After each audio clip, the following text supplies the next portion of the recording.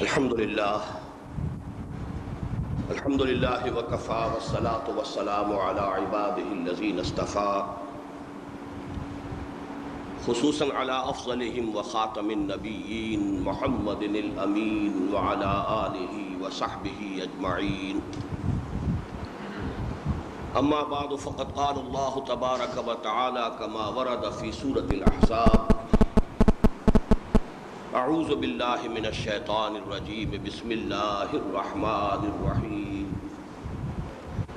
ما كان محمد ابا احد من رجالکم ولكن رسول اللہ وخاتم النبیین. وقال عز وجل كما ورد في سورة المائدہ: اليوم اکملت لکم دینکم واتممت علیکم نعمتی ورضیت لکم الاسلام دینا. وقال جل وعلا كما ورد في سورة الصف: يريدون ليطفئوا نور الله بأفواههم والله متم نوره ولو كره الكافرون. هو الذي أرسل رسوله بالهدى ودين الحق ليظهره على الدين كله ولو كره المشركون. يا أيها الذين آمنوا هل أدلكم على تجارة تنجيكم من عذاب أليم تؤمنون بالله ورسوله وتجاهدون في سبيل الله بأموالكم وأنفسكم ذالکم خیر لکم ان کنتم تعلمون. صدق اللہ العظیم. وقال النبی صلی اللہ علیہ وسلم: انما بعثت لأتمم مکارم الاخلاق. وعن ثوبان رضی اللہ تعالی عنہ ان رسول اللہ صلی اللہ علیہ وسلم قال: انه يكون في امتي 30 كذابون كلهم يزعم انه نبي وانا خاتم النبيين ولا نبي بعدي. رواه الامام مسلم والامام ابو داود والامام الترمذي رحمهم الله. وعن ابي هريرة رضي الله تعالى عنه ان رسول الله صلى الله عليه وسلم قال: ان مثلی و مثل الانبیاء من قبلی کمثل رجل بنا بنیانا فاحسنه واجمله الا موضع لبنة من زاویة من زوایاه فجعل الناس يطوفون به ويعجبون له ويقولون هلا وضعت هذه اللبنة قال فانا اللبنة وانا خاتم النبيين. متفق علیہ. رب اشرح لي صدري ويسر لي امري واحلل عقدة من لساني يفقهوا قولي. اللهم ربنا الهمنا رشدنا واعصمنا من شرور انفسنا. اللهم ارنا الحق حقا وارزقنا اتباعه وارنا الباطل باطلا وارزقنا اجتنابه. آمین یا رب العالمین. حضرات، آپ کے علم ہے کہ آج مجھے ختم نبوت کے موضوع پر گفتگو کرنی ہے، لیکن عنوان جو میری گفتگو کا ہے وہ ہے ختم نبوت کے 2 مفہوم اور امت کے فرائض منصبی. مجھے اس موضوع پر وقت صرف کرنے کی ضرورت نہیں ہے کہ ختم نبوت امت مسلمہ کا اجماعی عقیدہ ہے، متفق علیہ. پورے 1400 برس کے دوران اور جملہ مسالک، میں لفظ مسلک کا ہی استعمال کرنا چاہتا ہوں، لیکن اگر عام فہم لفظ استعمال کیا جائے تو تمام فرقوں، جو بھی مسلمان فرقے ہیں، ان کے نزدیک اجماعی عقیدہ ہے ختم نبوت. یہ بات اتنی ظاہر و باہر ہے، معلوم ہے، معروف ہے، مشہور ہے، اس پر مزید مقصد کرنے کی ضرورت نہیں. البتہ اس کا ایک پہلو جو میں چاہوں گا کہ اس کی طرف بھی آپ کی توجہ مبذول کرا دوں، وہ یہ ہے کہ اس امت کی پوری تاریخ میں صرف یہ ایک مسئلہ ایسا ہے جس کی بنیاد پر اجتماعی تکفیر ہوئی ہے۔ انفرادی تکفیر، کسی شخص کو کافر قرار دے دینا اس کے کسی فعل پر، کسی قول پر، کسی عمل پر، یہ انفرادی مسئلہ اور ہے، بالکل مختلف شے ہے۔ اجتماعی تکفیر اگر ہوئی ہے تو صرف اس مسلک پر ہوئی ہے، اس کی بنیاد پر ہوئی ہے، ورنہ آج تک تکفیر کا مسئلہ مسلمانوں میں اجتماعی سطح پر تقریباً ناپید رہا ہے۔ یہاں تک کہ سب سے زیادہ تلخ جو ہمارے درمیان اختلافات رہے وہ شیعہ سنی کے ہیں، لیکن اس میں بھی کبھی بھی تکفیر کے اوپر اجماع نہیں ہوا۔ پچھلے دنوں ہمارے ہاں کی ایک تحریک نے یقیناً کافر کافر شیعہ کافر اس کا نعرہ بلند کیا اور بہت زور شور سے کیا، لیکن جس کا نام ہے کہ امت کا جمع ہو جانا کسی موضوع پر، قدیم ترین اختلاف، تلخ ترین اختلاف جو ہے وہ تو شیعہ اور سنی کا ہے، لیکن تکفیر کا معاملہ نہیں ہوا۔ صرف ایک مسئلہ ہے اور وہ ہے ختم نبوت کا، کہ اس مہر کو جس نے توڑا ہے اس کی تکفیر پر اجماع ہوا۔ اور یہ ایک عجیب نکتہ ہے کہ یہ معاملہ یا تو امت کی تاریخ کے بالکل آغاز میں ہوا ہے یا یہ بالکل اختتامی دور ہے۔ میرے نزدیک یہ دور جس میں ہم سانس لے رہے ہیں اختتامی دور ہے۔ اگرچہ میری ایک تازہ تصنیف جو شائع ہوئی ہے اس پر ایک صاحب نے بڑا عمدہ فقرہ چست کیا۔ بعض اوقات تنقید بھی کسی انداز میں کی جاتی ہے اور اگر اس میں اس حسن ہو تو جس پر تنقید کی جاتی ہے اسے بھی اچھی لگتی ہے۔ میری کتاب جو چھپی موجودہ اور سابقہ مسلمان امتوں کا ماضی، حال اور مستقبل، اس پر ایک صاحب نے جو ہمارے ہاں کے بہت بڑے سول آفیسر ہیں، ریٹائرڈ ہیں، صاحب تصنیف بھی ہیں، انہوں نے ایک فقرہ چست کیا، بڑا پیارا فقرہ تھا کہ آپ نے تو قیامت کو بہت ہی قریب دکھا دیا ہے۔ تو واقعہ یہ کہ میں یہ محسوس کرتا ہوں کہ یہ معاملہ بالکل قریب آیا ہوا ہے، دنیا کا خاتمہ زیادہ دور نہیں ہے، اس لیے کہ جو بھی احوال ہیں اور جو بھی خبریں دی گئی ہیں اور خبروں کے دینے والے محمد الرسول اللہ ہے وہو صادق المصدوق، ان سے یہی نظر آتا ہے۔ بہرحال اسی لیے میں نے یہ لفظ استعمال کیا اس وقت کہ یہ جو امت کی تاریخ کا آخری دور ہے، یا تو اس میں یہ فتنے اٹھے اور یا بالکل آغاز میں حضور صلی اللہ علیہ وسلم کی حیات طیبہ ہی کے دوران اور آپ کے انتقال کے فوراً بعد مدعیان نبوت کھڑے ہوئے۔ درمیان کی ہماری تاریخ تقریباً اس سے خالی ہے، امت کی پوری تاریخ نبوت کا دعویٰ، کسی نے مجدد کا دعویٰ کر دیا، کسی نے کوئی اور اس قسم کے دعوی کر دیے، وہ اور ہیں۔ ہندوستان ہی میں مہدی جون پوری گزرے ہیں، انہوں نے مجدد ہونے کا دعویٰ کیا، اس کی بنا پر تکفیر نہیں ہوتی۔ کوئی شخص دعویٰ کرتا ہے مجدد ہونے کا یا اپنی کسی بڑے اونچے روحانی مقام کا دعویٰ کرتا ہے، ٹھیک ہے، کوئی اسے تسلیم کرے کوئی نہ تسلیم کرے، کیونکہ اس کے بنا پر کوئی تفریق نہیں ہوتی کہ جو اسے مانے وہ مسلمان، جو نہیں مانے وہ کافر۔ نبوت وہ شے ہے کہ جو مان لے وہ ایک طرف، جو نہیں مانا وہ دوسری طرف، وہ تو ایک گویا کہ ایک حد فاصل ہے۔ تو یہ معاملہ جو ہے کہ نمبر ایک، ختم نبوت کا عقیدہ اجماعی عقیدہ ہے، پوری امت کا عقیدہ رہا، تمام مسالک و فرق کا مجمع علیہ عقیدہ ہے۔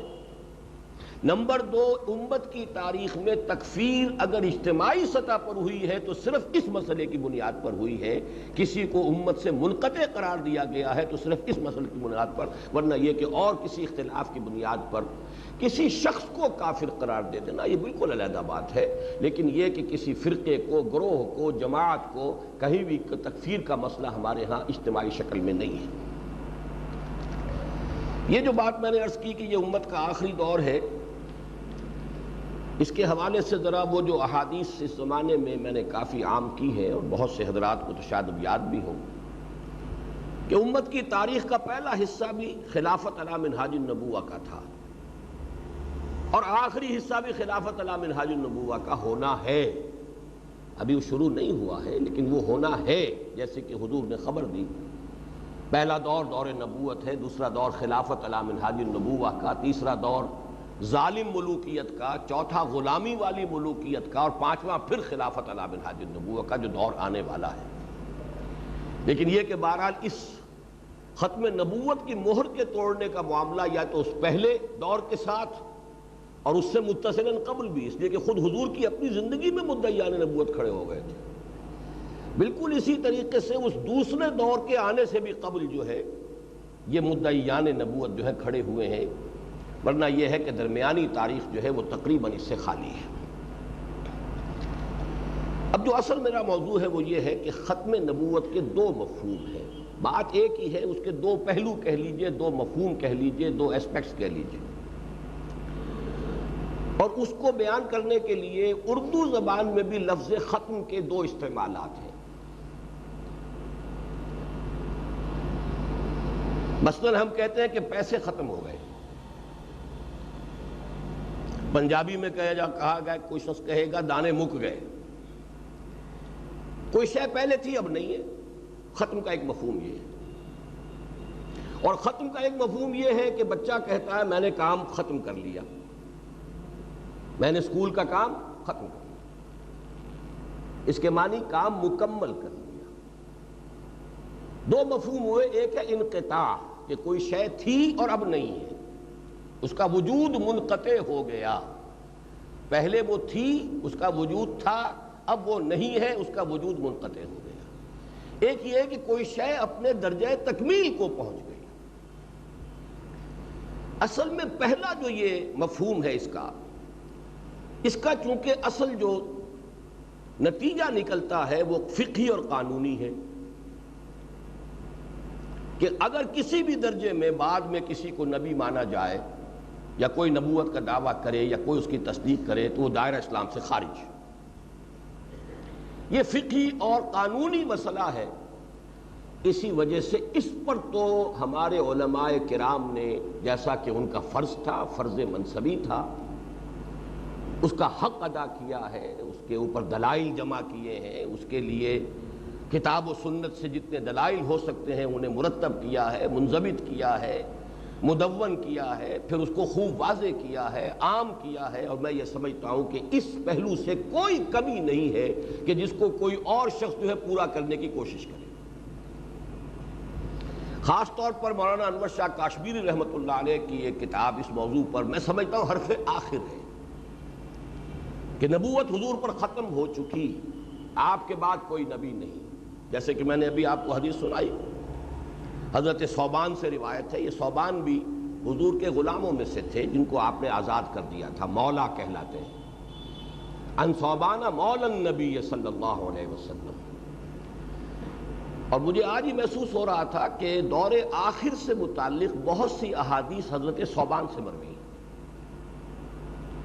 بہرحال مختلف صحابہ کا بھی اپنے اپنے ذوق تھے، سوالات جو ہے ہر شخص اپنے ذوق کے مطابق کرتا ہے، آپ کا اپنا ایک ذہن ہے، آپ ایک ہی کلاس کے اندر پڑھ رہے ہیں، استاد ایک ہی ہے، لیکن ایک شاگرد کوئی خاص قسم کے سوال کرتا ہے، دوسرا شاگرد کسی اور قسم کے سوال کرتا ہے، وہ ان شاگردوں کی اپنی مزاج، اپنی افتاد طبع، اپنی ذہن جو ہے اس کی جو بھی سطح ہے اس کے اعتبار سے سوالات ہوتے ہیں۔ تو صحابہ کرام کے اندر بھی درجے تھے، ہم درجات عند اللہ، اللہ تعالیٰ کے ہاں ان کے بھی درجے ہیں۔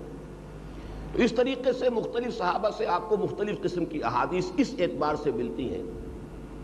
مثلا ایک صحابی کہتے ہیں کہ دوسرے لوگ تو حضور صلی اللہ علیہ وسلم سے خیر کے بارے میں سوال کیا کرتے تھے، میں زیادہ تر فتنوں اور شر کے بارے میں سوال کیا کرتا تھا۔ اب یہ بھی گویا کہ ایک صحابی خود اپنا ایک مزاج بیان فرما رہے ہیں۔ اسی طرح سے معلوم ہوتا ہے کہ حضرت ثوبان کو بعد کے آنے والے حالات سے کوئی خصوصی دلچسپی تھی۔ وہ حدیث بھی انہی سے مروی ہے حضرت ثوبان سے رضی اللہ تعالیٰ عنہ کہ حضور نے فرمایا ان اللہ زوالی الارض، اللہ نے میرے لیے پوری زمین کو لپیٹ دیا، سکیڑ دیا، حتی رأیتو مشارقہا و مغاربہا، یہاں تک کہ میں نے سارے مشرق دیکھ لیے، سارے مغرب دیکھ لیے۔ وَإِنَّ أُمَّتِي سَيَبْلُغُ مُلْكُهَا مَا زُوِيَ مِنْهَا، اور یہ بات سن رکھو کہ میری امت کی حکومت ان تمام علاقوں پر قائم ہو کر رہے گی کہ جو مجھے اس طرح سکیڑ کر یا لپیٹ کر دکھا دیے گئے۔ اب یہ حدیث جو ہے یہ بھی حضرت ثوبان سے اسی طرح کی یہ حدیث ہے، انہ یکون فی امتی 30 کذابون، میری امت میں 30 ایسے جھوٹے اٹھیں گے، کلہم یزعم انہ نبی، جن میں سے ہر شخص جو ہے وہ یہ زوم رکھے گا، خیال کرے گا، دعویٰ کرے گا، مغالطے میں ہوگا۔ زوم کا لفظ عام طور پر آتا ہے مغالطے میں، کسی شخص کو اپنے بارے میں بڑا مغالطہ ہے، بڑے زوم میں ہے۔ یہ زوم کا لفظ اردو میں بھی تقریباً اسی معنی میں استعمال ہوتا ہے، فرق صرف یہ کہ ہم زوم کہتے ہیں، عربی میں اصل میں لفظ زعم ہے۔ تو یزعم کلہم یزعم انہ نبی وانا خاتم النبیین ولا نبی بعدی، درا حال ہے کہ میں نبیوں کے سلسلے کو ختم کرنے والا ہوں اور میرے بعد کوئی نبی نہیں۔ کیٹیگوریکل ہے، اور بہت سی احادیث ہیں، میں اس میں وقت آپ کا لینا نہیں چاہتا۔ تو یہ بات کہ حضور آخری نبی ہے، آپ پر نبوت ختم ہو گئی، اور اس کے لیے دلائل، اس کی احادیث، اس کے ضمن میں تمام اقوال، امت کا اجماع، اس سب کو علماء امت نے، میں سمجھتا ہوں کہ کما حقہ مرتب کر دیا، مدلل کر دیا، منقح کر دیا، مدون کر دیا، کھول دیا، واضح کر دیا، عام کر دیا۔ ایک دوسرا پہلو ہے، وہ ہے تکمیل نبوت و رسالت کا۔ ایسا نہیں ہے کہ نبوت کوئی ایسا فینومینن تھا کہ جو جیسے ہموار طریقے سے چلا آ رہا تھا سلسلہ، ایک جگہ آ کے ختم ہو گیا۔ کوئی باؤنڈری وال ہے، ایک جیسی اونچی ہے، 4 فٹ ہے، 5 فٹ ہے، چلی آ رہی، ایک جگہ آ کے ختم ہو گئی۔ ایک ختم کا یہ مفہوم بھی ہو سکتا ہے، یہاں تک یہ دیوار تھی، یہاں سے آگے نہیں ہے۔ یہ بڑا مغالطہ آمیز تصور ہے۔ اصل تصور کیا ہے؟ نبوت نے ارتقائی مراحل طے کیے ہیں، تدریجاً ارتقائی مراحل طے کر کے اپنے نقطۂ عروج و کمال کو پہنچ کر ختم ہوئی۔ ان دونوں تصورات میں زمین آسمان کا فرق ہے۔ پہلے تصور پر بعض عقلی استدلالات اور عقلی اعتراضات وارد ہو جاتے ہیں، اور وہی ہے کہ جنہوں نے بھی ختم نبوت کی مہر کو توڑا ہے انہوں نے اسے استعمال کیا ہے اور عام لوگوں کو بیوقوف بنایا۔ کچھ تو ہوتی ہے بات، آخر سوچئے کوئی تو بات تھی کہ غلام احمد قادیانی کے ماننے والوں میں سر ظفر اللہ خان جیسے اشخاص بھی تھے۔ مسلمانوں کا سا نام رکھنے والا تو ایک ہی سائنسدان ہے جو دنیا میں آج جس کا نام جانا جاتا ہے، جو نوبل پرائز ونرز کے اندر کسی درجے میں شامل ہوا ہے، وہ بھی قادیانی۔ ورلڈ بینک میں بڑے اونچے مقامات پر پہنچنے والا شخص، وہ بھی Qadiani, M M Ahmad, doctor Abdus Salam. International court of justice اس کا جج بننے والا سر ظفر اللہ خان۔ کیا وجہ ہے؟ ان سب کی بات کیسے ماری گئی؟ کوئی تو بات ہے، وہ بات کیا ہے اس کو سمجھیے کہ یہ اگر تصور رہے گا کہ جیسے کوئی شے ہموار چلی آ رہی تھی، آ کے ایک جگہ ختم ہو گئی، تو اس پر کچھ اعتراضات وارد ہوتے ہیں، جن کا توڑ اگر ہو سکتا ہے تو وہ تکمیل نبوت اور رسالت کے تصور سے ہو سکتا ہے، ورنہ ممکن ہی نہیں۔ ورنہ آپ سارا توڑ کریں گے محض نقل کی بنیاد پر، دیکھو جی حضور نے یہ فرمایا، دیکھو جی حدیث یہ ہے، اور وہ اس کی تعویل کرتے چلے جائیں گے، اس کی یہ تعویل ہے، اس کی یہ تعویل ہے، اس کی یہ تعویل ہے۔ ختم مہر کو کہتے ہیں، مہر وہ بھی ہوتی ہے جو کسی چیز کو ختم کر کے اوپر مہر لگا دی جاتی ہے، ایک ختم وہ بھی ہے ڈاکخانے کی مہر لگتی رہتی ہے، کسی شے کی اوتھینٹیکیشن کے لیے بھی مہر لگتی ہے، تو مہر کے تو دونوں معنی ہیں۔ لہذا ختم نبوت کے معنی یہ ہے کہ اب جو بھی نبوت ہوگی وہ حضور کی مہر ثبت ہوگی اس پر، وہ ذلی نبوت، بروزی نبوت، وہ جو بھی ہے، وہ ذیلی نبوت، اس کے 100 طرح کے انہوں نے وہ اس کی تعویلات کر کے، اور جو عقلی چیزیں تھیں وہ چونکہ برقرار تھیں، ان کا توڑ ہے اس دوسرے پہلو میں کہ نبوت ایسے نہیں ہے کہ ہموار طریقے سے نبوت و رسالت چلی آ رہی تھی، ایک جگہ آ کے ختم ہو گئی۔ اس پر جو عقلی اعتراضات وارد ہوتے ہیں وہ سمجھ لیجئے۔ نبوت رحمت تھی، رحمت خداوندی ختم کیسے ہو سکتی؟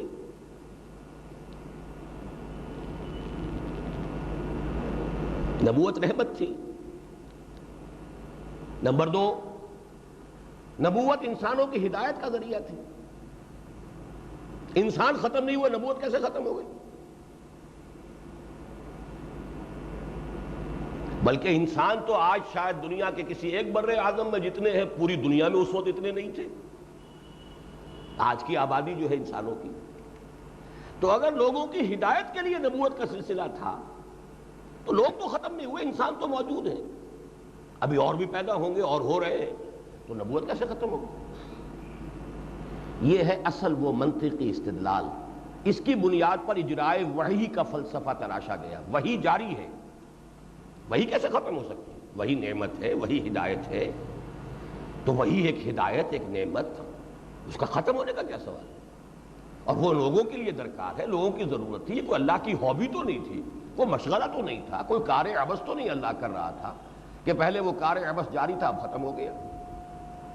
اگر اس کی کوئی غرض تھی، کوئی غایت تھی، کوئی ضرورت تھی، کوئی افادیت تھی، کوئی اہمیت تھی تو اعلیٰ حال ہی برقرار ہے. کیا ضلالت ختم ہو گئی؟ ایک طرف شیطان اور اس کی قوت اور اس کی ذریت سلبی و مانوی، اسے تو چھوٹ ہے قیامت تک کے لیے، اور ہدایت کا سلسلہ منقطع ہو گیا. یہ ہے اصل چیزیں جس سے کہ وہ زمین ہموار ہوتی ہے، کہ جس کے اوپر پھر ظاہر بات ہے کہ جب یہ چیزیں سامنے آئیں گی تو اب وہ تعویلات کا، وہ جو اقبال نے کہا کہ تعویل کا پھندا کوئی صیاد لگا دے، یہ شاخ نشیمن سے اترتا ہے بہت جلد. پنجابی مسلمان کے بارے میں خاص طور پر، ارے خود پنجابی تھے، چلیے شاید یہ کہہ کر اپنے آپ کو بری کر لیتے ہو کہ میں پنجابی نہیں، میں تو کشمیری ہوں، لیکن پنجابی مسلمان کی جو شان انہوں نے بیان کی ہے وہ یہ ہے کہ تعویل کا پھندا کوئی صیاد لگا دے، یہ شاخ نشیمن سے اترتا ہے بہت جلد. بہرحال یہ جو میں نے باتیں آپ سے عرض کی ہیں، اس کا توڑ اصل میں اگر ہے تو وہ اس میں ہے کہ ختم نبوت کا مفہوم اصل یہ ہے کہ نبوت و رسالت ارتقائی مراحل طے کر کے اپنے نقطۂ عروج و کمال کو پہنچ کر ختم ہوئی. اس سے ان سارے عقلی اشکالات، اعتراضات کا کامل توڑ ہوتا ہے، اور جب تک یہ سامنے نہیں ہوگا در حقیقت اس مسئلے کا سد باب ممکن نہیں ہے. یہ جو تکمیل کا معاملہ ہے، ایک بڑی خوبصورت حدیث ہے، وہ میں اب آپ کو سنا رہا ہوں، بلکہ میں سنا چکا ہوں، اب اس کا ترجمہ بھی سن لیجئے. اس حدیث کو بدقسمتی سے بہت کم عام کیا گیا ہے، حالانکہ حدیث ہے اور یہ متفق علیہ روایت ہے. حدیث کے الفاظ یہ حضرت ابو ہریرہ رضی اللہ تعالی عنہ سے یہ روایت کیا گیا کہ حضور نے ارشاد فرمایا، ان مثلی و مثل الانبیاء من قبلی، میری مثال اور مجھ سے پہلے جو نبی آئے ان کی مثال کا مثل رجل ایسی ہے جیسے ایک شخص تھا، بنا بنیانن، اس نے ایک عمارت بنائی، تعمیر کی، فاحسنہ واجملہ، نہایت خوبصورت اور نہایت عمدہ، یعنی یوں سمجھئے عالی شان عمارت بھی اور اس پر آرکیٹیکچرل ٹچز اور بیوٹی، ہر شے جو ہے اس کی مکمل. احسنہ واجملہ، اس کے اندر تزیین، آرائش، تجمیل، تحسین سب جو ہے اس نے بدرجہ کمال کر لیا. الا موضع لبنۃ من زاویۃ من زوایاہا، سوائے یہ کہ اس کے ایک کونوں میں سے ایک کونے میں ایک اینٹ کا خلا تھا، وہ رہ گیا، وہ خلا ہے. فجعل الناس یطوفون بہ، اب لوگ اس عمارت کا چکر لگاتے تھے، دیکھتے تھے، شاندار عمارت ہے، بڑی اس کی تعریف کرتے تھے، وَيَعْجَبُونَ لَهُ، اور بڑی ہی اس کی تعریف کرتے تھے، بہت عمدہ دیکھتے تھے، سمجھتے تھے. وَيَقُولُونَ، اور وہ کہتے تھے، هَلَّا بُنِيَتْ هَذِهِ اللَّبْنَةُ، یہ اینٹ کیوں نہیں رکھی گئی، یہ خلا کیوں چھوڑ دیا گیا، اتنی محنت کی ہے محنت کرنے والے نے، اتنی خوبصورتی کی، یہ خلا جو ہے یہ کیوں چھوڑ دیا گیا. قال فانا اللبنۃ، میں ہوں وہ اینٹ، وانا خاتم النبیین، اور میں ہوں وہ کہ جس نے کہ اس نبوت کی تکمیل کر دی ہے. عمارت مکمل ہو گئی، اس عمارت میں ایک خلا تھا، اس عمارت میں ایک اینٹ جو ہے اس کا رکھنا باقی تھا، اس اینٹ کی شکل میں اللہ تعالیٰ نے مجھے بھیجا ہے جس سے کہ اب یہ عمارت پورے طور پر تکمیل پذیر ہو گئی. یہ ہے در حقیقت وہ تکمیل رسالت کا. ویسے تو حدیث کے اعتبار سے تو یہ مفہوم ہے، لیکن میں یہ چاہتا ہوں کہ اب اس کو آپ ذرا اچھی طریقے سے سمجھیے، اس لیے کہ اس مفہوم کو سمجھنے ہی سے دو باتیں سمجھ میں آئیں گی. نمبر ایک یہ کہ حضور کی جو فضیلت ہے زمرہ انبیاء میں، اس کی بنیاد جو ہے وہ بھی اسی حدیث کی اسی کی بنیاد پر، تکمیل والے مسئلے کی بنیاد سے ہی سمجھ میں آنے والی بات ہے۔ ورنہ آپ سوچئے، نبی آئے، 1.25 لاکھ آئے، ان میں سے ایک نبی حضور بھی تھے، تو کون سی فضیلت ہوئی؟ بلکہ اگر برا نہ مانے، بعض باتیں ایسی ہوتی ہیں کہتے ہوئے میں جھجکتا ہوں، کوئی زنجیر ہے، اس کی پہلی کڑی بھی ہوگی، پھر اس میں اور 1000 کڑیاں ہیں، 1.25 لاکھ کڑیاں، ایک آخری بھی کڑی ہے، کیا فرق واقع ہوا؟ بلکہ شاید یہ کہا جا سکے کہ پہلی کڑی کی فضیلت ہے، جہاں سے بات شروع ہوئی، جہاں اگر ختم ہو گئی اس میں فضیلت کی بات تو کوئی نہ ہوئی۔ ایک واقعہ ہو سکتا ہے کہ یہ فیکٹ ہے کہ یہ آخری کڑی ہے، اس کے بعد کوئی کڑی نہیں ہے، لیکن یہ فضیلت کا پہلو کون سا ہوا؟ اور اگر وہ کوئی شے خیر کی تھی تو شروع کرنے والی کڑی جو ہے اس کو فضیلت حاصل ہوئی، جہاں سے خیر شروع ہوا، جہاں کہ خیر ختم ہو گیا، اس کے اندر تو فضیلت کی کوئی پہلو نہیں۔ جبکہ فضیلت کا پہلو اس میں ہے کہ نبوت و رسالت کی آپ پر تکمیل ہو گئی۔ یہ فضیلت اگر یہ سمجھ میں نہیں آتا تو فضیلت نبوی کی کوئی بنیاد ہی نہیں۔ اور دوسری بات، جیسا کہ میں نے عرض کیا ہے کہ وہ جو عقلی اعتراضات و استدلالات ہیں، ان سب کا توڑ اگر ہے تو وہ اس فضیلت والے پہلو سے اور اس تکمیلی پہلو کے سمجھنے سے ممکن ہے، ورنہ ممکن نہیں۔ اسی لیے میں نے اب آپ کو جو آیات مزید سنائی، پہلی آیت جو تھی وہ تو خاتم النبیین کے حوالے سے ختم نبوت کے موضوع پر جب بھی تقریر کی جائے گی وہ سورہ احزاب کی وہ آیت لا محالہ اس کا حوالہ ہے۔ ما کان محمد ابا احد من رجالکم ولکن رسول اللہ وخاتم النبیین۔ ختم نبوت کے موضوع پر ہر تقریر کا عنوان یہی آیت بنے گی، پھر کچھ احادیث آ جائیں گی۔ اور یہ چونکہ پہلو وہ ہے جو میں نے عرض کیا ہے کہ اس میں حق ادا کر چکے علماء کرام، لہذا اس کے ضمن میں کچھ مزید کہنے کی مجھے ضرورت نہیں۔ میں نے جو 2 آیات اور کوٹ کی ہیں، سورہ مائدہ کی آیت الَّيَوْمَ أَكْمَلْتُ لَكُمْ دِينَكُمْ وَأَتْمَمْتُ عَلَيْكُمْ نِعْمَتِي وَرَضِيتُ لَكُمُ الْإِسْلَامَ دِينًا۔ اب اس میں 2 الفاظ نوٹ کیجئے، اکمال، اتمام۔ یہ 2 الفاظ حضور کی بعثت کے ساتھ، یہ 2 الفاظ آپ کو خاص طور پر چپکے ہوئے ملیں گے۔ آج کے دن میں نے تمہارے لیے تمہارے دین کا اکمال کر دیا اور تمہارے لیے اپنی نعمت کا اتمام کر دیا۔ یہ ذرا 2 الفاظ کے جوڑے ذرا ذہن میں جما لیجئے، اکمال اور تکمیل۔ اردو میں اکمال استعمال زیادہ نہیں ہوتا ہے، تکمیل استعمال ہوتا ہے۔ تکمیل ہو گئی، تکمیل پا گیا کام، تکمیل، اس چیز کی تکمیل ہو گئی۔ اکمال کا لفظ اردو میں مستعمل نہیں ہے۔ اسی طریقے سے اتمام کا لفظ اردو میں مستعمل ہے، تتمیم نہیں ہے۔ لیکن عربی کے لحاظ سے دونوں یہ چاروں الفاظ جوڑ لیجئے اپنے ذہن میں، اکمال تکمیل، اتمام تتمیم۔ اتممت علیکم نعمتی اتمام ہے، اور حضور کی ایک حدیث میں نے آپ کو سنائی، انما بعثت لاتمم مکارم الاخلاق، مجھے اس لیے بھیجا گیا ہے کہ میں اخلاق کی بلندیوں کی تکمیل کر دوں۔ اتمام و تتمیم، اکمال و تکمیل، یہ بعثت محمدی صلی اللہ علیہ وسلم کے ساتھ 4 الفاظ اچھی طریقے سے اپنے ذہن کے اندر ٹانک لیجئے کہ اس سے در حقیقت حضور کی وہ جو ختم نبوت کی یہ تکمیلی شان ہے وہ سامنے آتی ہے۔ میں نے آج ہی پہلی مرتبہ معجم المفہرس لالفاظ القرآن الکریم، گمان میرے دل میں تھا بہت عرصے سے، لیکن ظاہر بات ہے کہ یہ میرے اصل موضوعات یہ نہیں ہیں۔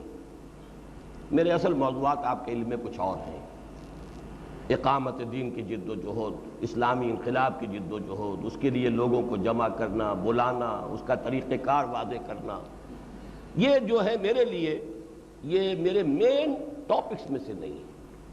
بہت مرتبہ دل میں خیال آیا کہ جس طریقے سے حضور کے لیے لفظ رسول آیا ہے، رسولہ، شاید اس انداز میں کسی دوسرے رسول کے لیے یہ لفظ نہیں آیا۔ قرآن پڑھتے ہوئے کبھی کبھی یہ گمان ہوتا تھا، لیکن یہ کہ مجھے کبھی اتنا وقت نہیں ملا کہ میں اس کی تحقیق کروں۔ میرا ذہن تو ادھر منتقل ہوا تھا اصل میں علامہ اقبال کے اس شعر سے کہ عبد دیگر عبدہو چیزیں دیگر،